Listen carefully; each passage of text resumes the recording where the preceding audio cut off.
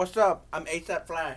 Now, before I start this video, I just want to kind of apologize for the lack of videos this month. At the top of the month, I plan to do this video, but for whatever reason, I guess either I just got lazy or there wasn't enough time for me to actually make the video. But you know, it is what it is. Things that happen. But I guess to make up for the lack of videos, I'll be writing scripts to you know videos to kind of not really necessarily fill the time, but try to experiment on other types of videos instead of just kind of talking about my feelings or theories or whatever the fuck about things that I like. You know what I'm saying? So without further ado, let's start this video. So it was about a year ago, this month, specifically September 7th of last year, that Marvel Spider-Man PS4 was released. Weeks leading up to the release of the game, a lot of people, including myself, compared it to the Batman Arkham series.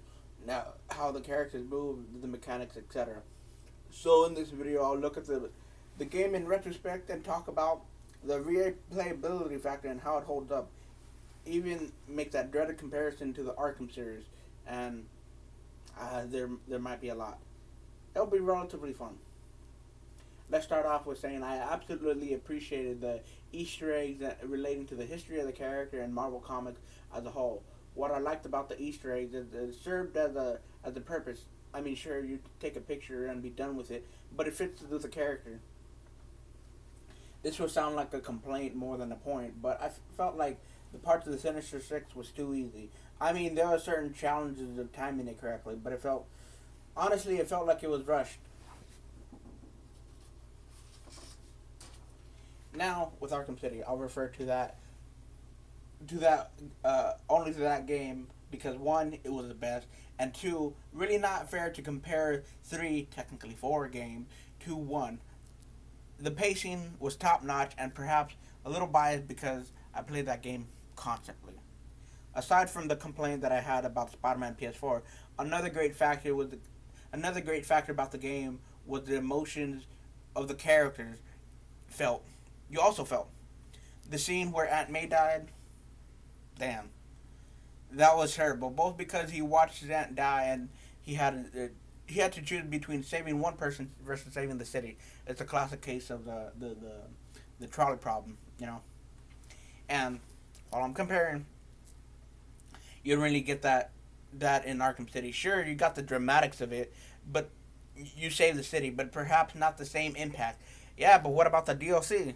Here's the thing. Even though the DLC follows the continuity, I don't count it because it's technically not part of the main game, and I kind of feel like it's cheating a little bit. You know, to get the full impact, you have to download something extra instead of what's supposed to be a part of the game. It's like deleted scenes. That's how I see DLC.